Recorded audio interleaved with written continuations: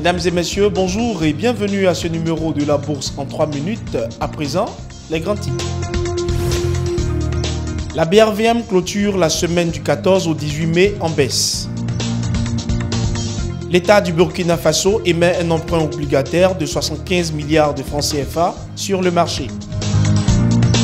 Le Burkina Faso, la Côte d'Ivoire et le Mali lancent une zone économique spéciale commune.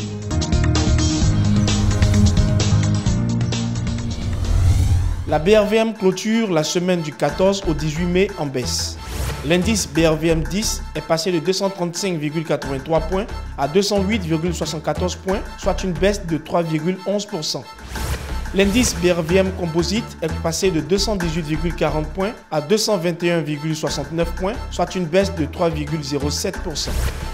Au titre de la plus forte hausse de la semaine, Sicor Côte d'Ivoire enregistre la plus forte hausse de la semaine et termine à 2890, soit une hausse de 5,49%. La plus forte baisse du marché est enregistrée par Neï-Seda qui termine à 535, soit une baisse de 30,97%. La valeur de la semaine revient à BOA Bénin avec un volume moyen transigé de 1043 et une valeur moyenne transigée de 12 210 460 francs CFA. Le total du bilan s'est amélioré de 4,5% à 974,54 milliards de francs CFA après une hausse de 9,7% en 2016. Cette performance est principalement due à une progression significative des dettes interbancaires.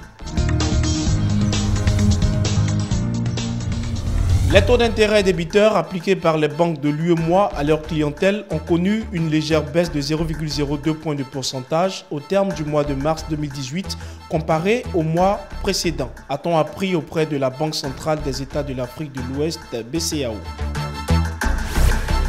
L'État burkinabé a procédé au lancement d'un emprunt obligataire d'un montant de 75 milliards de francs CFA le mardi 15 mai 2018 à Ouagadougou. L'objectif étant de mobiliser des ressources complémentaires au profit du budget de l'État pour le financement du Plan national de développement économique et social, PNDS. Les premiers ministres du Burkina Faso, de la Côte d'Ivoire et du Mali ont paraphé en début de semaine le projet de création d'une zone économique spéciale dans le triangle constitué par les villes de Sikasso au Mali, Bobo-Dioulasso au Burkina Faso et Korogo en Côte d'Ivoire. C'est une première initiative d'une telle envergure en Afrique de l'Ouest. Merci de nous rester fidèles. On se retrouve la semaine prochaine.